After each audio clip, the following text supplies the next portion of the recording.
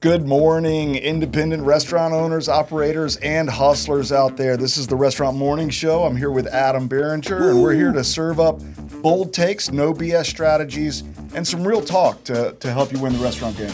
Nice. Yeah, I'm Adam Berenger alongside co-host, industry veteran, Joe Bates. Hey, everybody. And today we're hitting several big topics, but the main topic that we're going to have is limiting beliefs. And I know we touched on it last week. But before we get into that, we have some industry headlines, and I believe that you are going to talk about egg prices, tariffs, and I'm talking about Michelin stars coming to Florida. That's pretty cool, and I can't wait to kind of expand on those limiting beliefs as well for independent restaurant owners. But first, as usual, I usually touch on a couple of cool nuggets that are in the news. So rising egg prices, everybody's seen it. It's making national news. Right. And with the avian flu breakout, a significant reduction of egg-laying hens. Did you say 100 million I read hens? the article today, 104 million birds euthanized. Had to be put down because of this flu. And so what are you going to see with that when they can't lay eggs? You're going to see an increase, right? Sure. Supply and demand. Yep. And, independents often wonder, what are the big players doing? So Waffle House, I would say they're a big player. Right. A 50-cent surcharge per egg in every Waffle House across the nation. It really doesn't seem like that much, though. Does it? I don't know. I mean, you go for a $6 meal with 2 eggs, and now it's a $7 meal on a percentage of a low per person average like that. It's a big increase. Smother covered. Love it. Let's go. You have to eat it at 4 a.m. Yeah. Yeah.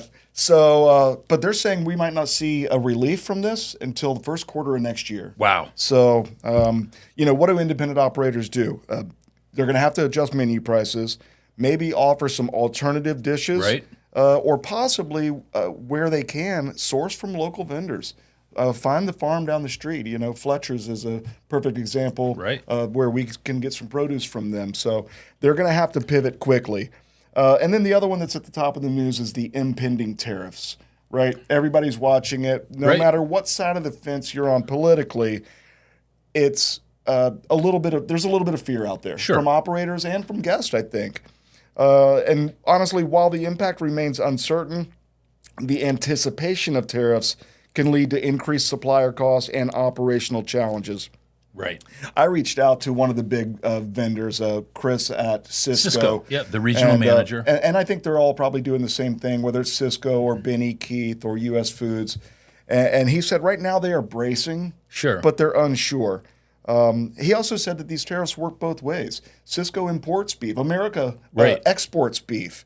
America exports foods. So it's not just imports, it's exports as well. The consensus, maybe not from Cisco, but the feeling is that this is just some hardball negotiations with some of these other countries. He's already backed off Mexico with the 30-day pause. 30-day pause. Right. So we might not actually see these tariffs hit, but there is some actual fear out there. Right. And again, I think everybody can just pump the brakes for now. Cisco and some of these other brands say they're actively monitoring, but they haven't seen a hit yet. I did see that Chipotle, using avocados and guacamole, is pivoting their Mexican avocados to countries like Colombia, Peru, and the Dominican Republic. But again, for us independent operators, let's keep an eye on it. And let's just pump the brakes on the fear-mongering right now. So we'll see what happens, and we'll keep you posted on future episodes. Yeah. So that's what I've got in the news. Awesome. And my headline segment is Michelin expands in Florida. And I think that's big industry news because Michelin Star is expanding its Florida guide.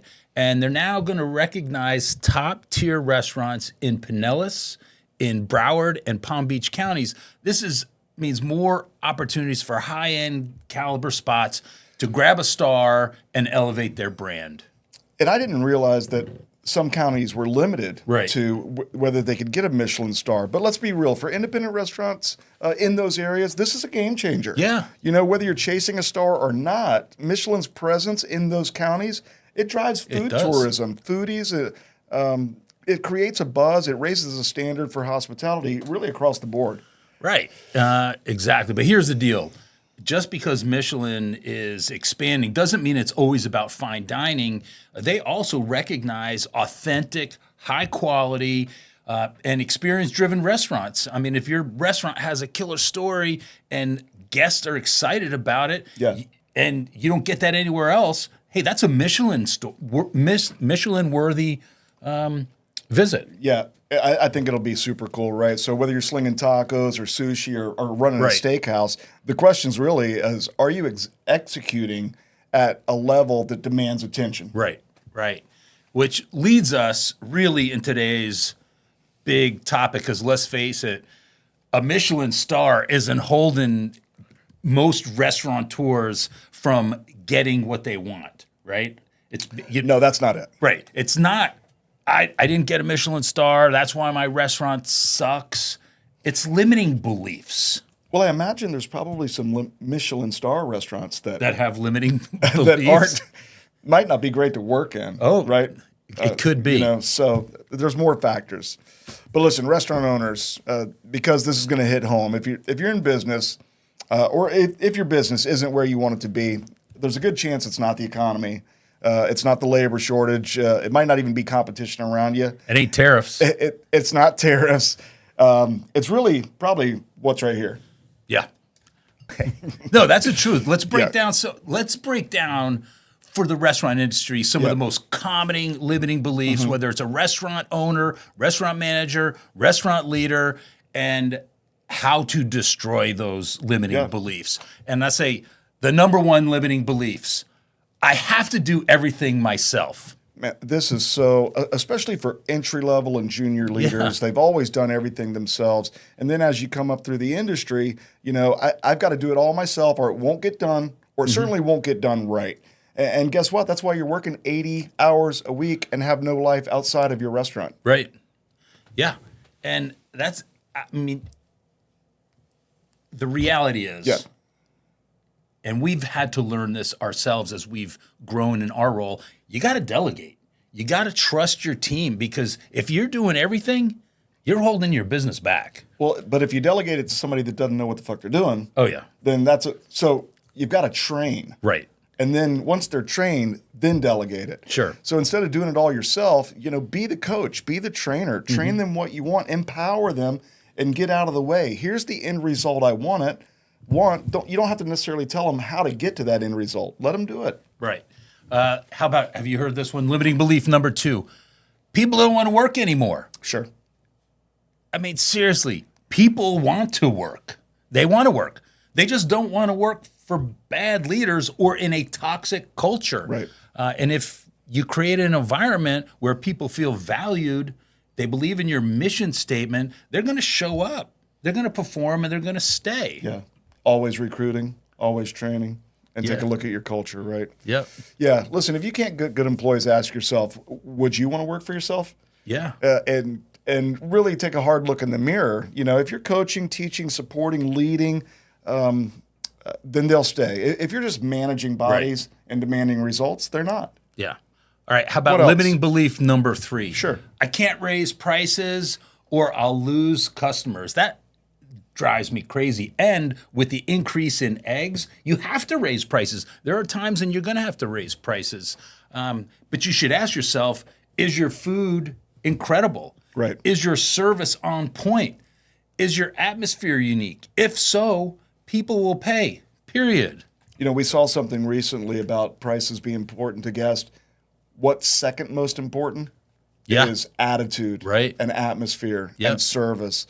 So it's not just the prices, it's the perceived value of those prices. You can pay $10 per person and walk out and feel like you got ripped off, or you can pay $50 a person and feel like that's the best experience of your life. Right. So you can raise prices, but you better raise what you're doing around those prices as well. How about this one? I'm just a small business and I can't compete with the big boys down the street. Wait, it doesn't matter. Yeah. No, this is victim mindset. We see it all too often with independent restaurant owners. Listen, I can't compete with the big chains. Listen, you've got the ultimate advantage being a small business because you can pivot, right? Right. Not only you can pivot, but you should be able to, you're small enough, you're nimble enough, you can move faster when it comes to making a change, reacting to, and a tariff if you have to. Sure. And by the way, people love local businesses. They love that small, unique place to go and eat. They do. Listen, if I'm out shopping, I'm going to the independent operators, whether it's restaurants or my local hardware store. I'm going to try to go to those first instead of the big boys. So listen, don't worry about the competition. Focus on your own four walls, do it better, and double down on what makes you different than the guys down the street. All right. And this one, because I love marketing, but I can't afford to market. Mm-hmm. Can't afford. I'm telling you, you can't afford not to. Right.